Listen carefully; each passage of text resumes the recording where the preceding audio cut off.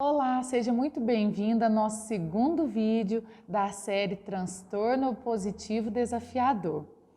Hoje nós vamos falar mais detalhadamente sobre os sintomas que uma criança ou adolescente com esse transtorno apresenta. Nós já demos um apanhado geral no nosso primeiro vídeo e agora nós vamos esmiuçar, vamos dar para vocês alguns detalhes a serem observados. Fique conosco e compartilhe com seus amigos e familiares essa série tão importante e tão interessante que é o TOD, Transtorno Positivo Desafiador.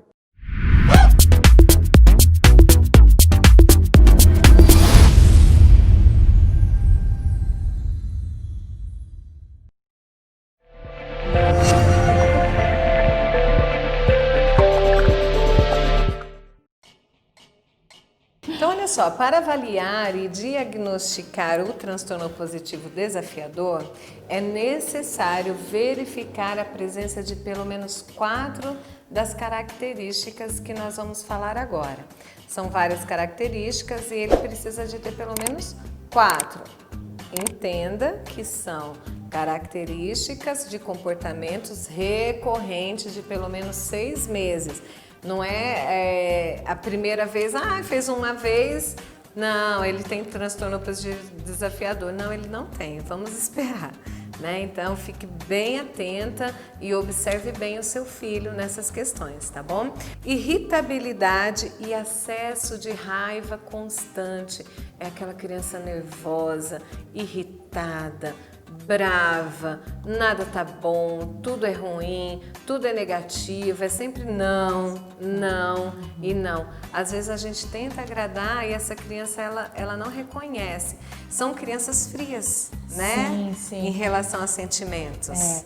E o segredo está na palavra constantes, né? Vai ser algo realmente que começa a incomoda tanto que os pais começam até a ficar meio inibidos de ter um convívio social com outras famílias, porque aí começa a chamar atenção, todo mundo começa a observar, fica muito desagradável, porque esse acesso de raiva, né, uma raiva, algo muito intenso e às vezes por um simples desconforto ali, por um simples não que houve, né? E a outra é, discute com adultos ou figuras de autoridade. Sempre discute com adultos. Sabe aquela criança que os pais falam, ou o professor, ou algum adulto comenta algo, algum tio, e ela bate de frente, ela não aceita, ela acha que ela tenha o mesmo nível de conhecimento dos adultos para debater com eles e não aceita. E eu ouço muito, Aline, não sei você no seu consultório, mas no meu, às vezes os pais falando assim, mas você acredita, ele não deixa eu fazer tal coisa. Teve uma mãe que falou assim para mim, nossa, minha filha não deixa eu tomar banho. Nossa, para eu ir tomar banho, eu tenho todo um arabalismo. Eu falei, como assim não deixa? Né? Que não existe essa criança não deixa. Então, percebeu que a criança começou com essas características, corta. Né, já começa a trazer ela para a realidade, mostrar quem é figura de autoridade em casa, né? E desafia regras, né, Aline? Sim, o desafiar regras, né? Constantemente, ou seja, não é apenas um questionamento, é realmente um desafio, né? Então é aquela coisa da teimosia, né? A Raquel colocou muito bem a questão de se equiparar, né? Em relação ao conhecimento, em relação à autoridade e não aceitar, não acatar. Então é aquele realmente, eu acho que a gente pode até usar a palavra chato, né, Raquel? Esses comportamentos, ele vai fazendo com que a criança e adolescente se torne chato, desagradável. Por quê? Porque é ranzinza, é teimoso, tá desafiando a todo momento, então se torna bem chato. E aí atrapalha o convívio social. E aí é nesse momento que o nosso olhar tem que ser mais atento, porque são crianças difíceis de fazer amizade. Isso. Né? Outra característica, então vai anotando aí. Tem atitudes deliberadas para aborrecer terceiros. É uma criança que aborrece. O prazer dela é aborrecer os pais, quem está perto, né, os amigos. ela tem prazer nisso, em aborrecer, em ter atitudes. Quando ele percebe que os pais estão tristes por causa de uma atitude dela, ela se sente melhor, né? Não é isso, Aline? Sim, é aquela famosa frase, parece que você gosta de me irritar, né? Que muitas mães usam e eu já usei com as minhas filhas. Mas a criança ou adolescente que tem o transtorno positivo desafiador realmente sente esse prazer em incomodar o outro, né? Outra coisa também, outra característica é que culpa os outros pelos seus próprios erros. Nunca foi ele nunca é o errado, ele é sempre a vítima. Aí nesse momento ele faz até carinha de vítima, né? Mas uma certa manipulação. Manipulação. Então é uma criança extremamente manipuladora de comportamentos, tanto dele como de quem o rodeia, né? Ele quer manipular ali as atitudes dos pais. É bem aquela palavra que eu usei no começo, né? Os pais ficam refém da criança, né? Justamente.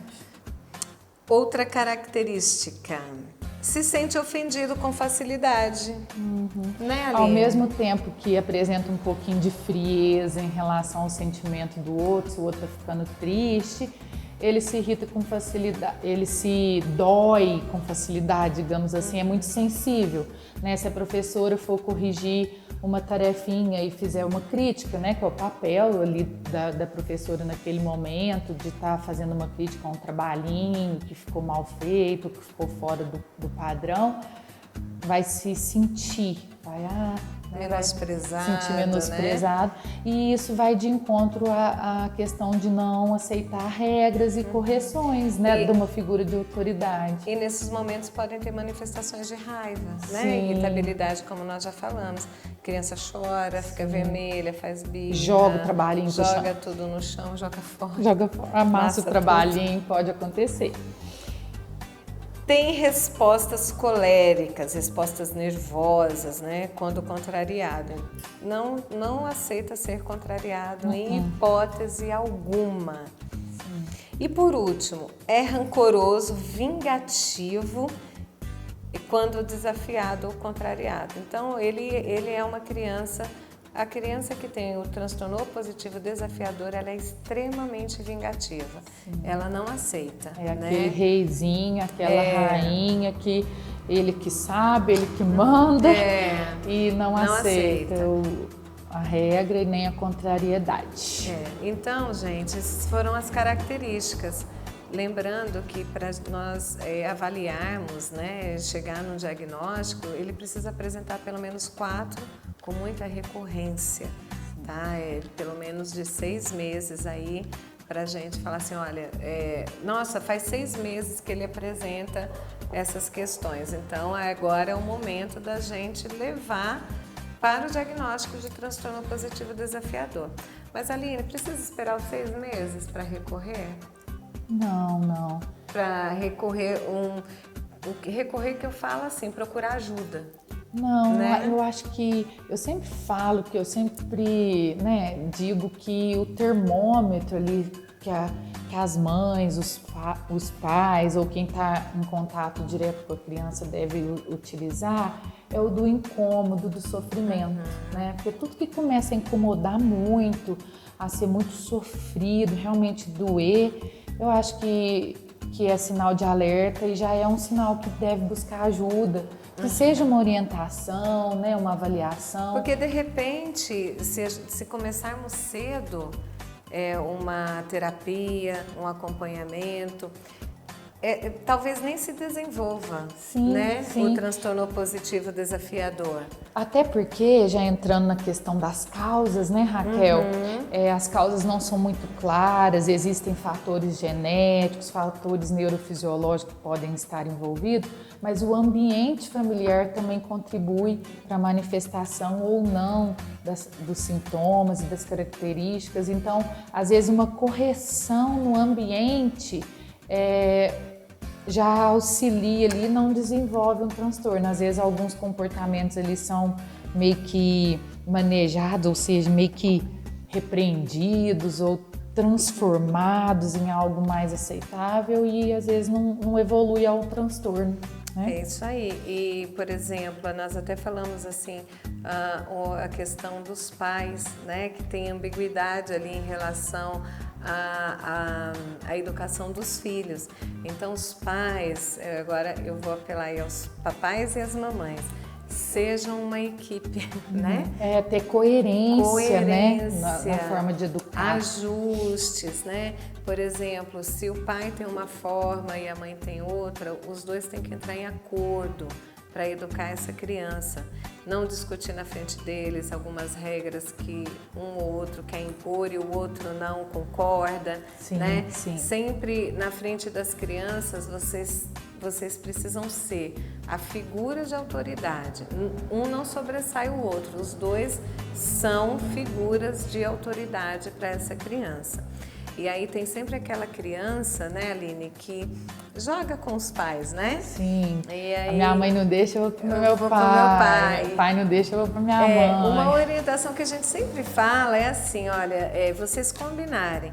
A criança perguntou para a mãe, pode? A mãe falou, não. Aí o que ela vai fazer? Vai recorrer ao pai, porque o pai é bonzinho, né? Na cabeça da criança. Aí o pai deve falar assim, deve não, né? Uma orientação. O pai fala assim para a criança, o que sua mãe respondeu? Aí a criança vai falar, ela falou não, então é não. Mesmo que você queira dar um sim para ele, mas se a mãe já falou não, então é não.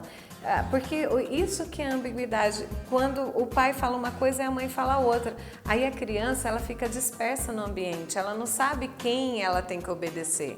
Essa questão pode proporcionar, pode trazer desenvolver na criança algumas características do transtorno opositivo desafiador. Então, o ambiente familiar, ele pode propiciar esse desenvolvimento desse transtorno, tá?